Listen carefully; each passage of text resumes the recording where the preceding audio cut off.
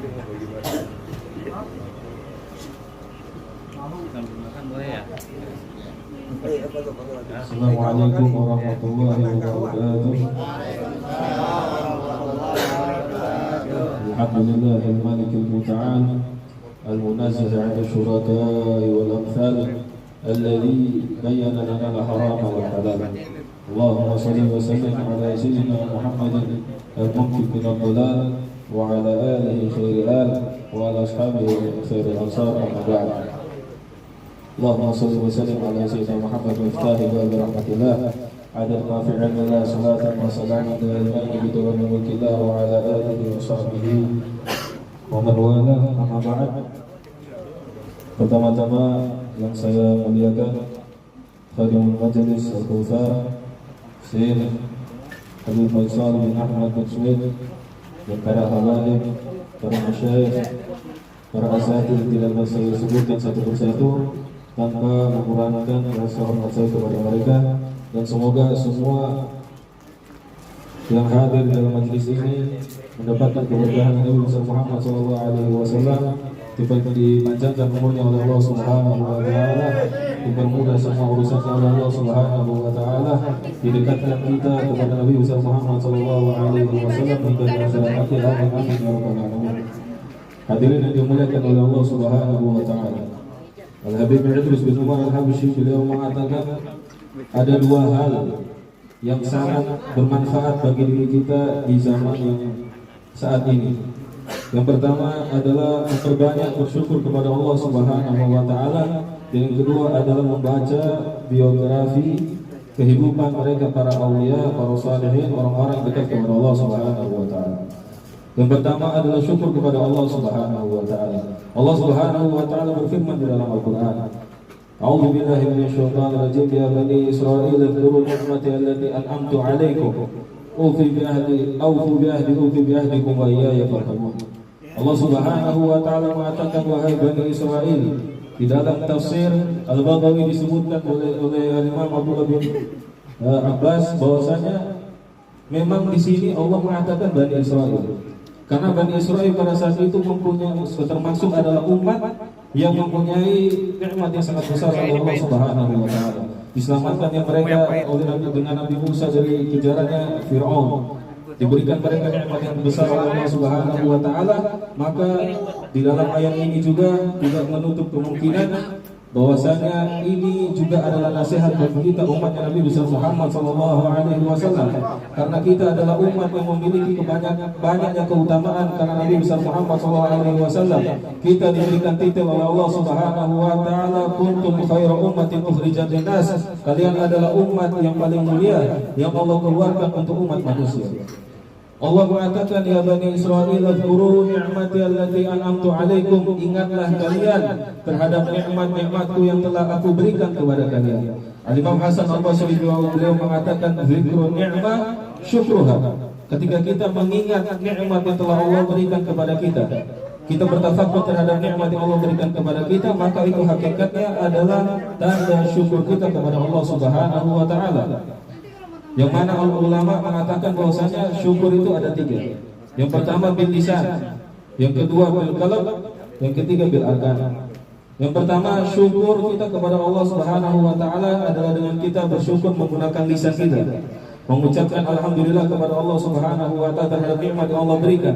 Bahkan di dalam hadis Nabi Muhammad SAW mengatakan, ma'amallahu ala abdin ni'matan fayaqulu alhamdulillah illa waqad adda syukruha atau kama qala sallallahu alaihi wasallam.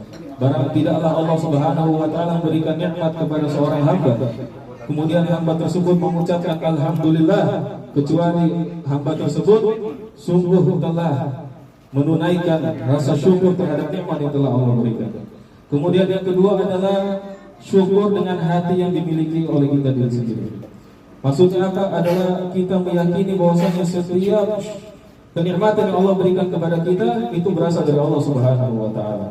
Sehingga kita selalu bersyukur kepada Allah Subhanahu wa taala, dan yang terakhir adalah dengan kita bersyukur menggunakan anggota tubuh kita. Al-arkan adalah anggota tubuh. Maksudnya apa? Mata ini seperti contoh mata kita gunakan untuk membaca Al-Qur'an. Mata kita gunakan untuk melihat hal-hal yang baik, bukan untuk melihat hal-hal yang haram ataupun untuk merendahkan umat muslim yang lain. Kemudian tangan kita gunakan untuk memberikan kebaikan kepada orang lain, bukan untuk menyakiti orang lain, bukan untuk menumpahkan darahnya orang lain. Kaki kita gunakan untuk berjalan kepada hal yang baik, menuju masjid, menuju majelis yang di situ mendekatkan kita kepada Allah Subhanahu wa taala. Maka ini adalah tanda bahwa kita syukur kepada Allah Subhanahu wa taala. Bahkan Allah Subhanahu wa taala mengatakan la in syakartum la azidannakum wa la in kafartum inna adzabi lasyadid.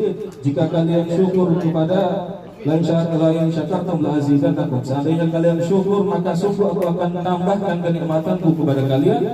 Wa la in kafartum inna adzabi lasyadid. Tapi jika kalian kufur terhadap nikmatku, termasuk kufur kepada nikmat Allah adalah kita bermaksiat kepada Allah Subhanahu wa taala. Inna adzabi lasyadid, sungguh azabku itu sangat pedih kata Allah Subhanahu wa taala.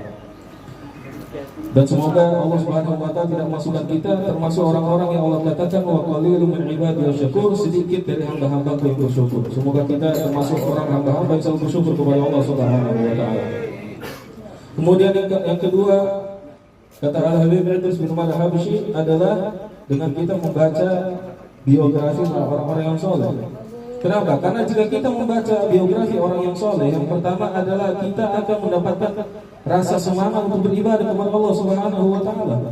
Karena mendengar bagaimana ceritanya mereka ketika mereka itu bangun malam berusaha untuk beribadah kepada Allah, sehingga mereka meninggalkan hal-hal yang berbau kenikmatan di dunia ini. Bahkan termasuk yang diriwayatkan bahwasanya Al-Imam Syekh Abu Bakar bin Salim, beliau itu jika sholat subuh itu menggunakan wudhu isya selama 40 tahun.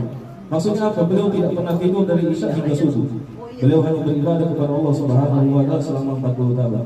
Hal tersebut akan menambahkan kedekatan kita kepada Allah Subhanahu wa taala dan cinta kita kepada mereka, termasuk kepada para auliya wa shalihin. Dan termasuk juga adalah dengan kita menyebut, mengingat solehnya orang yang soleh itu Nabi besar Muhammad sallallahu alaihi wasallam, yang mana cara mendekatkan diri kita kepada Nabi besar Muhammad sallallahu alaihi wasallam, kata ulama, yang pertama adalah dengan kita memperbanyak salawat kepada Nabi besar Muhammad sallallahu alaihi wasallam. Kemudian yang kedua adalah membaca sirah perjalanan kehidupannya Nabi besar Muhammad dari Nabi Muhammad lahir hingga Nabi Muhammad meninggal. Bagaimana perjuangannya Nabi ketika menyebarkan agama Islam, bagaimana ketika Nabi berjuang berperang di jalannya Allah Subhanahu wa taala melawan orang kufar, membela agama Islam, membela Allah Subhanahu wa taala, sehingga beliau menumpahkan darahnya sendiri. Tertumpahnya darahnya karena berjihad di jalannya Allah Subhanahu wa taala. Bahkan ulama mengatakan termasuk paling besarnya bala yang tertimpa di umatnya Nabi besar Muhammad adalah ketika mereka umatnya Nabi Muhammad tidak kenal kepada Nabi besar Muhammad sallallahu alaihi wasallam. Tidak tahu siapa Nabi besar Muhammad. Bahkan dari kita atau dari anak-anak kita, saudara kita, orang tua kita, bahkan tidak tahu siapa Nabi Muhammad. Ayahnya siapa, ibunya siapa, anaknya ada berapa, siapa aja mereka yang mempunyai kedekatan dengan Nabi besar Muhammad, sahabat-sahabatnya Nabi besar Muhammad, sifatnya Nabi besar Muhammad, akhlaknya Nabi besar Muhammad sallallahu alaihi wasallam. Kita tidak ada yang tahu sama sekali. Di zaman sekarang bahkan sedikit orang-orang yang mengenal Nabi besar Muhammad sallallahu alaihi wasallam. Sedangkan beliau di dalam Qasidatul Burdah disebutkan bahwasanya fahuwa alladzi tamma ma'nahu wa suratuhu thumma astafahu habiban bari'un nasabi munazzahun an syarikin fi mahasinihi fa jawharul husni fihi ghairu munqasim. Nabi itu adalah seseorang yang sangat sempurna zahir dan batinnya, yang mana dengan kesempurnaan tersebut Allah memilih Nabi besar Muhammad sallallahu alaihi wasallam kemudian menjadikannya sebagai kekasihnya yang mulia. Munazzahun an syarikin fi mahasini. Nabi itu suci dari keserupaan yang sama dengannya. Tidak ada orang yang sama seperti Nabi besar Muhammad. Nabi adalah manusia paling mulia yang Allah ciptakan dari awal hingga akhir. Tidak ada yang seperti Nabi besar Muhammad sallallahu alaihi wasallam. Wajah warul husni fi ghairu munqasim. Seakan-akan beliau itu adalah permata yang indah yang hanya dimiliki dalam dirinya, tidak ada di dalam diri orang lain. Maka di sini hadirin dapat kita ambil ibrah bahwasanya selalu kita bersyukur kepada Allah Subhanahu wa taala atas nikmat yang Allah berikan. Kemudian membaca sirah perjalanan biografi mereka orang-orang yang saleh. Bagaimana caranya? Itu dengan ilmu pengetahuan ilmu yang akan mengenalkan kita kepada Allah Subhanahu wa taala. Bahkan Nabi mengatakan bahwa zaman sekarang yang akan datang zaman di mana ilmu itu lebih afdal daripada amal. Ilmu itu lebih afdal daripada amal, karena ilmu akan menyelamatkan orang tersebut dan akan memasukkan orang tersebut ke dalam surganya Allah Subhanahu wa taala. Dulu pada zamannya Nabi banyak mereka yang punya ilmu, tapi mereka karena banyak orang yang alim di zaman Nabi besar Muhammad, karena Nabi besar Muhammad berada di tengah-tengah mereka, maka amalan paling afdal pada zaman itu. Tapi pada zaman sekarang ilmu tidak ada. Bahkan sebagian dari kita tidak tahu bagaimana caranya sholat, bagaimana caranya berwudu yang benar, apa syarat-syaratnya sholat, apa syarat-syaratnya wudu, apa hal yang membatalkan sholat, apa yang hal yang membatalkan wudu, apa hal yang membatalkan puasa, apa hal yang membatalkan haji dan umroh. Bahkan sebagian dari kita tidak ada yang tahu. Maka kata Nabi besar Muhammad, pada zaman ini adalah zaman yang paling afdal adalah dengan kita memperbanyak ilmu kita, kemudian kita mengamalkan ilmu tersebut.